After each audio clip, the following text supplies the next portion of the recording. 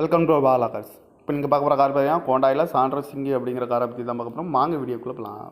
இந்த கார் பார்த்தீங்கன்னா ஹோண்டாய் சாண்ட்ரோ சிங்கு மாடல் பார்த்தீங்கன்னா 2009 மாடல். ஓனர் பார்த்தீங்கன்னா 2 ஓனர் இருக்காங்க. இதோட வேரியன்ட் பார்த்தீங்கன்னா ஜிஎல்எஸ் அப்படிங்கிற வேரியன்ட் தான். இது ஒரு பெட்ரோல் வண்டி தான். அண்ட் எல்பிஜி கேஸ் என்டாஸ்மெண்ட்டும் இருக்குது. கிலோமீட்டர் பார்த்தீங்கன்னா 1,07,000 கிலோமீட்டர் ரன்னிங் ஆகிருக்கு. இதுக்கு இன்சூரன்ஸ்னு பார்த்தீங்கன்னா இருக்குது அப்படின்னு இருக்காங்க.